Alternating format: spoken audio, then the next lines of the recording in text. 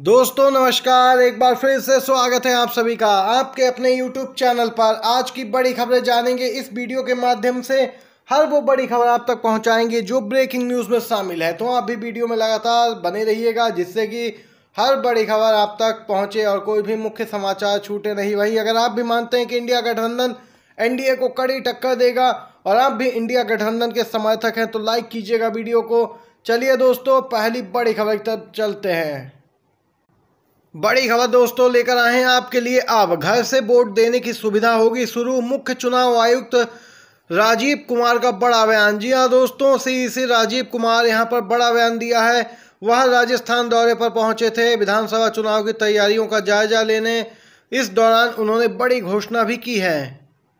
मुख्य चुनाव आयुक्त राजीव कुमार ने कहा कि चुनाव आयोग राजस्थान में मतदान की पहुंच और मतदान को बढ़ावा देने पर जोर देने के साथ स्वतंत्र और निष्पक्ष चुनाव कराने के लिए प्रतिबद्ध है। उन्होंने कहा कि राजस्थान विधानसभा चुनाव के दौरान राजस्थान में पहली बार बुजुर्ग मतदाताओं और 40% या अधिक विकलांगता वाले लोगों के लिए घर से वोट देने की सुविधा भी उपलब्ध रहेगी।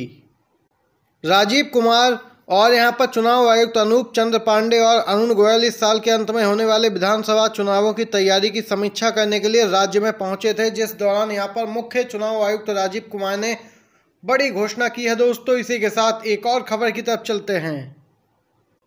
जी हां दोस्तों, बड़ी साजिश। मनरेगा का बकाया पैसा मांगने 49 बसों से दिल्ली आ रहे थे टीएमसी नेता, झारखंड में हो गया बड़ा हादसा। बड़ी साजिश हो सकती है इसके पीछे। एक तो ट्रेन नहीं दी गई, ट्रेन के बुकिंग के पैसे वापस कर दिए गए। वहीं अब बसों में सवार होकर पश्चिम बंगाल से दिल्ली में प्रदर्शन के लिए जा रहे हैं तृणमूल कांग्रेस के कई कार्यकर्ता। काफिले में शामिल एक बस के झारखंड में दुर्घटनाग्रस्त होने के कारण घायल हो गए। दोस्तों बस को आनन फानन में रोका गया, वहां पर कई यात्रियों को चोट आई है। दोस्तों बताते चलें, बस अचानक राजमार्ग के बगल में स्थित एक खेत में जाकर गिर गई और जिससे यहां पर कुछ यात्रियों को गंभीर चोट आई है। उन्हें पश्चिम बंगाल पहुंचाया गया है। टीएमसी ने कहा कि रेलवे ने उसे एक विशेष ट्रेन नहीं मुहैया कराई और यहां पर जिसके तहत वह 49 बसों से प्रदर्शन के लिए दिल्ली जा रहे थे, जिस दौरान ये हादसा झारखंड में हो गया। दोस्तों वहीं टीएमसी सांसद सौगत राय ने आरोप लगाया कि केंद्र में सत्तारूढ़ भाजपा ट्रेन बुकिंग से इनकार करके और उड़ानें रद्द करके टीएमसी के विरोध को विफल करने की कोशिश कर रही है। उन्होंने कहा कि इस दुर्घटना के पीछे भी किसी का हाथ हो सकता है। उन्होंने किसी का नाम तो नहीं लिया, लेकिन इशारा आप लोग समझ सकते हैं। दोस्तों ये बड़ी खबर निकल के आई है। इसी के साथ एक और खबर की तरफ चलते हैं। मध्य प्रदेश में बीजेपी की स्थिति बहुत ही खराब है, हालात उसके ठीक नहीं है। बीजेपी में भगदड़ जैसे हालात हैं। दोस्तों आपको बताते चलें, बीजेपी ने अंदरूनी सर्वे भी कराया जिसमें उसकी हार दिखी है, इसीलिए बीजेपी में भगदड़ मची है। करारी हार से भयभीत अब यहाँ मंत्री भी चुनाव लड़ने से कतरा रहे हैं। लगभग 70% मंत्रियों के हारने की खबर ने हड़कंप मचा दिया है।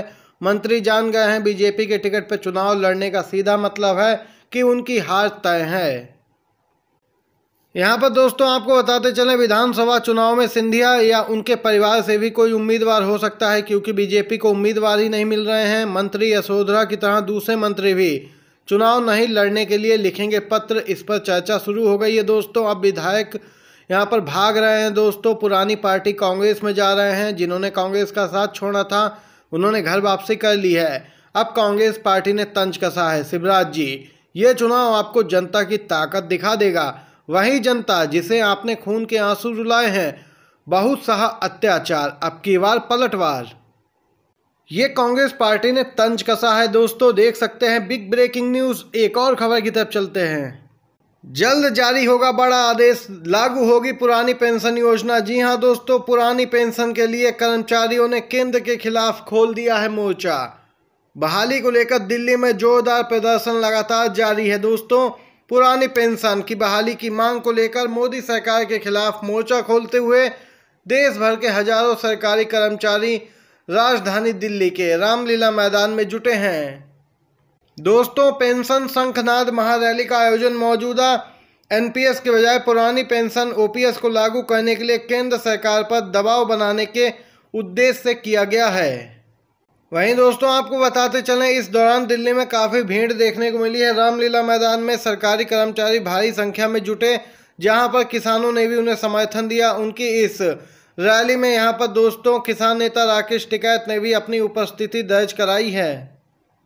सरकारी कर्मचारियों ने रणनीति बनाई है सरकार पर दबाव बनाने की। 5 राज्यों में विधानसभा चुनाव होने हैं और बीजेपी की स्थिति भी कुछ खास अच्छी नहीं है। वहीं अगले साल लोकसभा चुनाव होने हैं, इससे पहले ये दबाव बनाना एक तरीके से सही भी है।